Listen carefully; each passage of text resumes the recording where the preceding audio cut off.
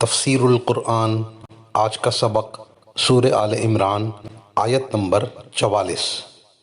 اعوذ باللہ من الشیطان الرجیم، بسم اللہ الرحمن الرحیم۔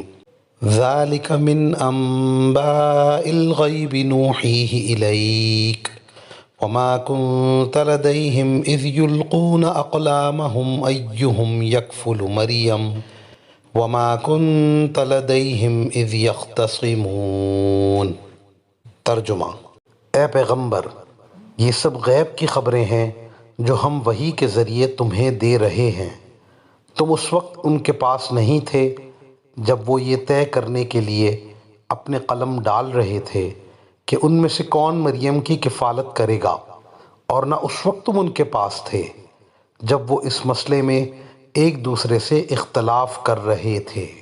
اس آیت کی تفسیر میں مفسرین لکھتے ہیں کہ اس میں بظاہر خطاب رسول اللہ صلی اللہ علیہ وسلم کو ہے، لیکن مضمون یہودیوں کو یاد دہانی سے متعلق ہے۔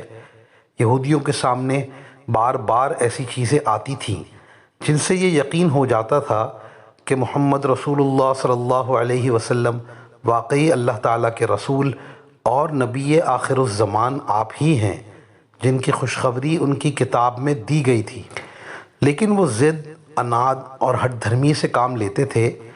خود ان کے اپنے آباء و اجداد سے متعلق واقعات جو وہ جانتے تھے قرآن مجید میں بھی بیان کیے گئے، اور سب کو یہ بھی معلوم تھا کہ حضور صلی اللہ علیہ وسلم امی ہیں، کتابیں نہیں پڑھیں، اور علماء یہود کے پاس رہنا بھی نہیں ہوا۔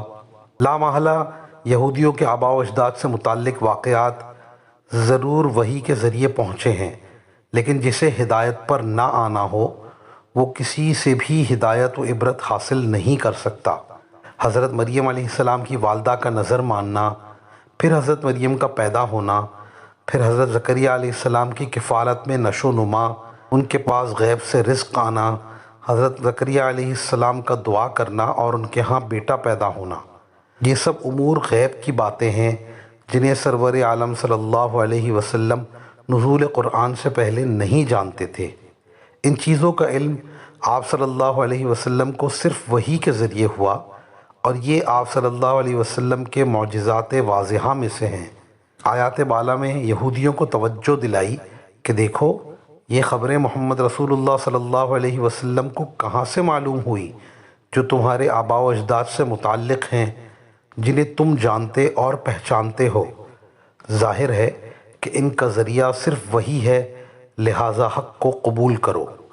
مذکورہ خبروں کے تذکرے کے علاوہ ایک اور بات کا بھی تذکرہ فرمایا، اور وہ یہ کہ جب حضرت مریم علیہ السلام کی والدہ ان کو بیت المقدس میں لے کر آئیں تو ان کی کفالت کے سلسلے میں وہاں کے حاضرین و عابدین آپس میں جھگڑنے لگے۔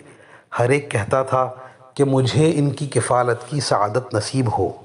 حضرت زکریہ علیہ السلام نے اپنا استحقاق ظاہر فرمایا کہ اس بچی کی خالہ میرے گھر میں ہے، اس کی تربیت کا حق مجھے زیادہ پہنچتا ہے، لیکن وہ لوگ نہ مانے اور کہنے لگے کہ ہم قرعہ ڈالیں گے، جس کا نام نکلے گا اسی کو استحقاق کفالت ہوگا۔ اور جب قرعہ اندازی ہوئی تو حضرت زکریہ علیہ السلام کا نام قرعہ نکل آیا، اور مجبوراً سب کو ان کا استحقاق ماننا پڑا۔ یہ واقعہ بھی یہودیوں میں مشہور و معروف تھا۔ قرآن کریم نے اس کا اجمالی تذکرہ فرمایا۔ اللہ تعالیٰ نے آپ صلی اللہ علیہ وسلم کو وحی کے ذریعے یہ واقعہ بتایا، یہ بھی آپ صلی اللہ علیہ وسلم کے معجزات میں سے ہے۔ وآخر دعوانا ان الحمد للہ رب العالمین۔